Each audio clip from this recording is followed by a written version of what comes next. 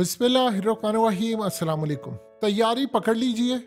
भारत में बहुत बड़े पैमाने पर रिजीम चेंज ऑपरेशन होने वाला है और मोदी का तख्ता बिल्कुल उलट जाएगा और इतनी ज़बरदस्त तरीके से ये कैंपेन जो चली और तख्ता उल्टेगा, आप अंदाज़ा नहीं कर सकते। चलिए आपको दिखाते हैं। ये झंडा देखिए ज़रा, इस तस्वीर को ज़रा आप गौर से देखिएगा। ये झंडा क्या कह रहा है कि कनाडा के झंडे के दरमियान में गोली मारी गई है और 3 बुलेट्स नीचे गिरी हैं। और बुलेट का अगर आप दूसरा कवर हिस्सा देखिए निचली साइड पर, तो इंडिया का झंडा है। आप सोचिए ज़रा, ये किसने इतना बड़ा इकदाम किया है? ये पाकिस्तान ने नहीं बनाया। ये असल में इलस्ट्रेशन जो की है द इकोनॉमिस्ट मैगजीन ने की है। इकोनॉमिस्ट मैगजीन इंटरनेशनल एस्टैब्लिशमेंट का माउथ पीस है, जो इंटरनेशनल एस्टैब्लिशमेंट ने दुनिया में करना था। आपको पता ना इनकी पेशन गोइयां कितनी होती हैं। अब जरा देखिए, थोड़ा और समझिए। इकोनॉमिस्ट मैगजीन ने क्या लिखा है कि अगर कनाडा की क्रिमिनल इन्वेस्टिगेशन जो हरदीप सिंह निज्जर की मौत या उसके कत्ल के हवाले से ये इन्वेस्टिगेशन में साबित हो जाता है कि इंडिया इन्वॉल्व है, तो बस फिर वक्त आ गया है कि वेस्टर्न कंट्रीज लाइन में लग जाएं मोदी के खिलाफ बहुत बड़े इकदामात के लिए। यानी उन्होंने कहा है कि एक टफर लाइन, टफ जिसे कहते हैं, कि लाइन लेने की अब जरूरत है, अब वक्त आ गया है। यानी countries to take a tougher line with Narendra Modi. आप एक बात समझिए, इस सारे फ्रेम में उन्होंने ये नहीं कहा कि टफर लाइन विद इंडिया, यानी कि इंडिया के खिलाफ एक सख्त इक़दाम की जरूरत है। उन्होंने कहा है कि मोदी के खिलाफ सख्त इक़दाम की जरूरत है। इसका क्या मतलब है समझिए। इंडिया अब जो मर्जी करे या छोड़े, मोदी इंटरनेशनल एस्टैब्लिशमेंट के लिए इस वक्त नाकाबिले बर्दाश्त हो चुका है और किसी भी वक्त अब भारत में इंटरनेशनल एस्टैब्लिशमेंट मोदी का तख्ता उलटने जा रहे हैं। यह भी पॉसिबिलिटी है कि अब देखिए ज़रा समझिए चीज़ों को। उन्होंने इस सारे खेल के अंदर टाइम कौन सा चूज़ किया है? टाइम वो चूज़ किया है कि जब इंडिया में इलेक्शन होने वाले हैं। इंडिया में जो इलेक्शन होने वाले हैं उसमें मोदी दोबारा प्राइम मिनिस्टर बन रहा है। तो इसका मतलब है कि अब उन्होंने इस केस की आड़ के अंदर मोदी को फारिग करने का फैसला किया है, क्योंकि ये जो जंग शुरू की थी यूक्रेन की, ये तो इंटरनेशनल एस्टैब्लिशमेंट ने की थी और इंटरनेशनल एस्टैब्लिशमेंट का बाप अमेरिका है। और इस सूरत हाल में देखिए, यूक्रेन में वो जंग हार रहे हैं, यूरोप पूरी तरह बर्बाद हो रहा है यूक्रेन की जंग की वजह से। यूरोप डिवाइड है, वो कह रहा है अमेरिका से निकलना है। उधर कुछ पता नहीं है उनको, रशिया जीत रहा है। उसकी वजह यह है कि रशिया की इकोनॉमी, इन्होंने दुनिया की तमाम पाबंदियां आयद कर दी। इतनी पाबंदियां तो दुनिया में ईरान पर नहीं जितनी उन्होंने इन पर लगा दी हैं। उसके बावजूद पुतिन जीत रहा है।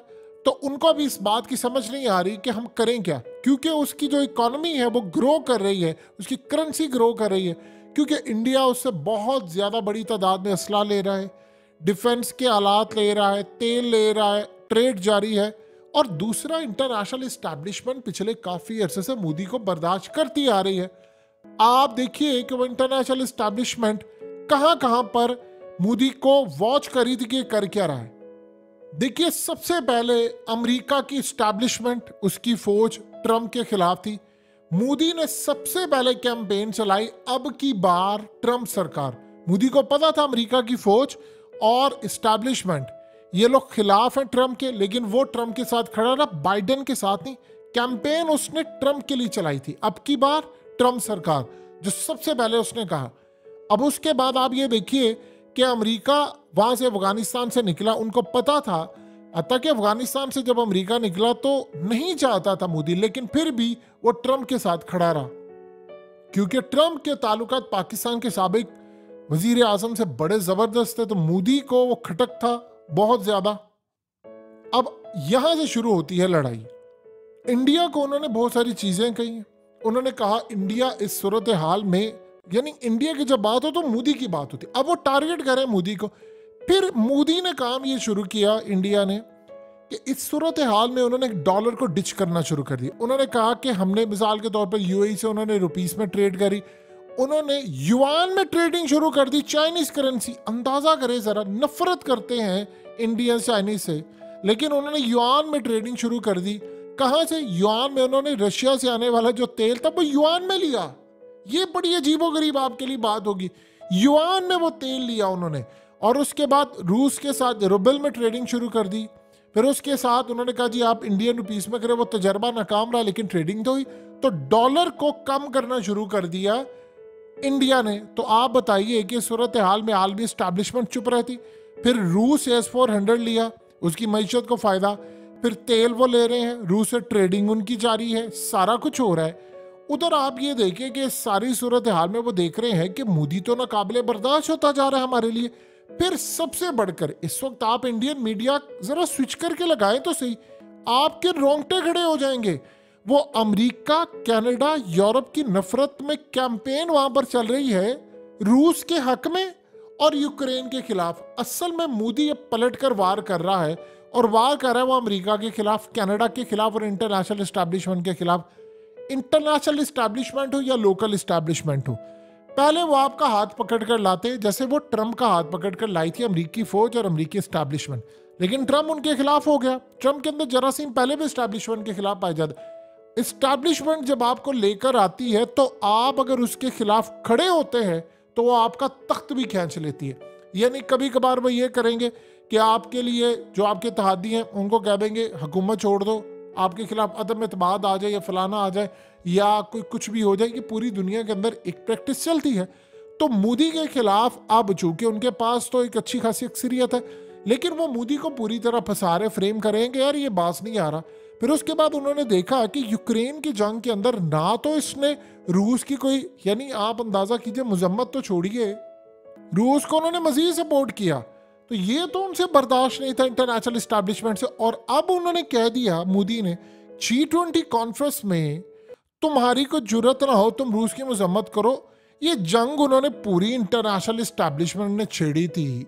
इस सारे खेल के अंदर हम तबाह करेंगे रूस को, हम तबाह करेंगे बाकी मामलात को। जयशंकर ने, आप सोचिए जरा, जब यूरोप ने इनको कहा कि तुम रूस से तेल ना लो, तो आगे से उसने कहा मुनाफिक है पूरा यूरोप, खुद गैस लेता और हमें कहता तेल ना ले, पहले जाकर तुम करो। और फिर जब ये बात जयशंकर ने कही, वो तो अमेरिका और इंटरनेशनल एस्टैब्लिशमेंट कैसे बर्दाश्त कर सकती। उसने कहा Bali is Bali, this is Delhi. उसने कहा बाली के अंदर G20 कॉन्फ्रेंस के अंदर तुमने रूस की मजम्मत की, वो बाली था, दिस इज दिल्ली। या दिल्ली में बैठकर तुम नहीं ये काम करोगे ना हम तुम्हें इजाजत देंगे। इंटरनेशनल एस्टैब्लिशमेंट को समझ आ गई कि यार हमारा बनाया हुआ मोहरा।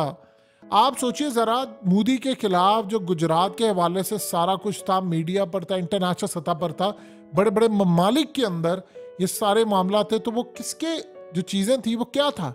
वो सबसे बड़ा जो था वो अमेरिका ने उसको रिलीफ दिया था। इंटरनेशनल सतह पर जो मोदी अमेरिका नहीं जा सकता था, बरतानिया ने, वो सारा कुछ किसने कैंसिल करवाया? मोदी तो ज्यादा गिरफ्तार उसको कर लेते। ये सारा मामला हुआ, अमेरिका ने उसको बगल बच्चा अपना बनाया। ट्रम्प के दौर के अंदर ये सारा हुआ, तो बगल बच्चा उसने अपना बनाया। फिर अब देखिए यही फर्क होता है। मोदी को अब समझ आ गई है कि ट्रम्प था एस्टैब्लिशमेंट के खिलाफ, ये बाबा आया है जो बाइडेन एस्टैब्लिशमेंट का नुमाइंदा, ये तो छोड़ेगा नहीं। ये जो बाइडेन थोड़ी मुल्क चला रहा है, वो पीछे बैठ कर एजेंसियां और फौज उसका मुल्क चला रही है अमेरिका का, और वो हमेशा से वही चलती। ट्रम्प तो कह रहा मैं छोड़ूंगा नहीं। तो इस सूरत हाल में मोदी अपना काबिल बर्दाश्त हो गया उनके लिए। अब वो रजीम चेंज ऑपरेशन भारत में होगा, अब वो किस तर्ज का हो सकता है? देखिए, भारत के अंदर मोदी ने मीडिया को कहा है कि यूक्रेन के खिलाफ और रूस की हिमायत के अंदर प्रोग्राम्स करो। वो पागल हो गया वहां पर, और वो धमकियां दे रहे हैं अमेरिका को। सिखों को कह दिया तुम भाई अंडरग्राउंड हो जाओ। आप इमेजिन कर लें, सिख अंडरग्राउंड है कहां पर? अमेरिका के अंदर, यूरोप में, यूएस में, उसके अलावा ब्रिटिश आयल, यानी आप सोचिए आयरलैंड में, ब्रिटिश में, बरतानिया समेत हर जगह पर सिख अंडरग्राउंड है। तो ये सूरत हाल तो इंटरनेशनल एस्टैब्लिशमेंट उनको। अब एक यहाँ बड़ी मजेदार बात हो गई है, वो एक बड़ा अच्छा सच सामने आ गया है जो हिंदुस्तान टाइम्स ने कहा।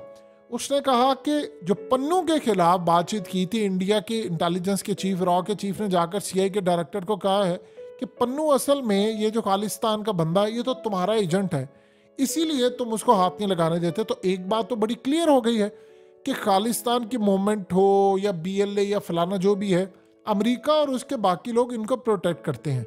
अब बज़ाहिर तो आपको नजर आएगा कि खालिस्तान की जो मूवमेंट है वो इंडिया के खिलाफ है, तो अमेरिका क्यों सपोर्ट करेगा, ताकि जरूरत पड़ने पर वो इसको इस्तेमाल करे, और आज वो इस्तेमाल कर रहा है। यही बात है। देखिए, इसमें तो कोई दो राय नहीं है कि खालिस्तान का एक बहुत बड़ा जो सपोर्ट है नेटवर्क कनाडा में है। तो मोदी ने उसको कहा कि यार ये सुन नहीं रहे, वो असल में मोदी विकेट से बाहर निकल कर खेलने की उसने कोशिश की। तो इनको पता नहीं है कि भाई वो पीछे बैठे हुए जो हमारे बाप है वो तो छोड़ेंगे नहीं, तो उन्होंने तो उसको कैच आउट करना था, लेकिन वो स्टंप हो गया। अब वो मोदी को नहीं छोड़ेंगे। अब वो जो उन्होंने काम ये करना है कि भाई तेरी औकात है, हम तुझे बता दें, ये करेंगे क्या। दो तर्ज पर हो सकता है कि मोदी पर इल्जाम लगाकर इसको कर दे फारिग, या तो वो 180 डिग्री की पॉलिसीज चेंज कर दे और कह दे आज से मैं रूस के खिलाफ जंग में शरीक हो रहा हूँ, चाइना के खिलाफ हो रहा हूँ, तो फिर तो बचत है। लेकिन अगर मोदी इसी तरह जिस तरह अपने मीडिया को कह रहा है कि चढ़ दौड़ो, चढ़ जा बेटा सूली, राम भला करेगा, ये नहीं होने वाला। यानी अगर उसने कह दिया कि भाई इन पर चढ़ दौड़ो, मारो इनको और ये करो वो करो, उधर मेजर गौरव आर्या को कह दिया कि वो कनाडा के प्राइम मिनिस्टर को धमकियां देता, फिर अंदाजा करें जरा। यानी ये पागल हो गए हैं ये लोग। और उसके बाद जब ऐसी सूरत हाल होगी तो फिर तो वो छोड़ेगा नहीं। तो अब जो मामला सामने आया है वो तो असल में क्लियरली उन्होंने फैसला कर लिया है कि हमने मोदी को फारिग करना है और उसकी जगह दूसरा। अब सवाल ये है कि मोदी की जगह कोई दूसरा आता है, वो किस तरह आएगा। या तो वो इसी टर्म में फारिग कर देंगे या अगली टर्म तक उसका वो हशर नशर करेंगे, उसको बैन कर देंगे, उस पर पाबंदियां लगा देंगे कि वो अगले इलेक्शन में प्राइम मिनिस्टर का कैंडिडेट ही ना रहे, उसकी जगह दूसरा लेंगे। अब सवाल ये है कि बीजेपी की जो पॉलिसीज है तो क्या वो बदल जाएगी। देखिए, ये जो इस्टेब्लिशमेंट होती है, चाहे वो लोकल हो या इंटरनेशनल, उन्होंने अपने बंदे रखे होते हैं हर पार्टी के अंदर। अब बहुत सारे ऐसे इस्टेब्लिशमेंट के लोग हैं इंटरनेशनल जो अमेरिका के लिए काम करते हैं, जो बीजेपी में है, जो रूस के लिए, कुछ चाइना के लिए हैं। तो उनमें से किसी एक को चुन के अमेरिका, जो अमेरिका के लिए काम करता है सीआई के लिए, उसको बनाएंगे प्राइम मिनिस्टर, होगा बीजेपी से।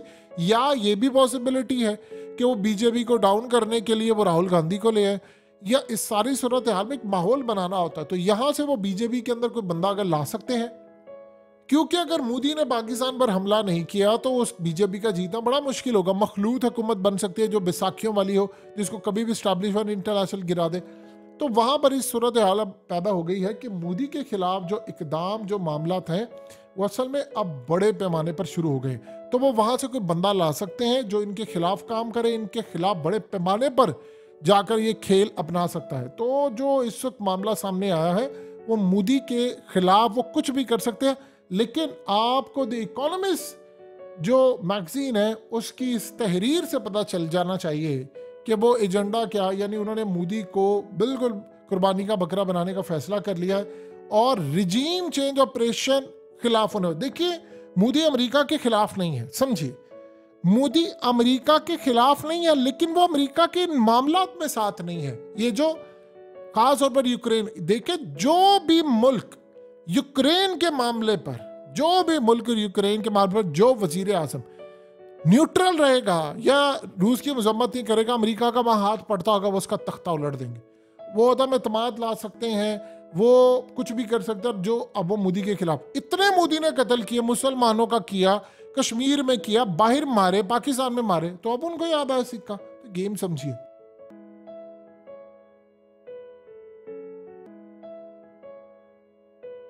हकीकत टीवी को सब्सक्राइब करना मत भूलें, वीडियो को लाइक करें, शेयर करें और कमेंट सेक्शन में अपनी राय का इजहार जरूर करें।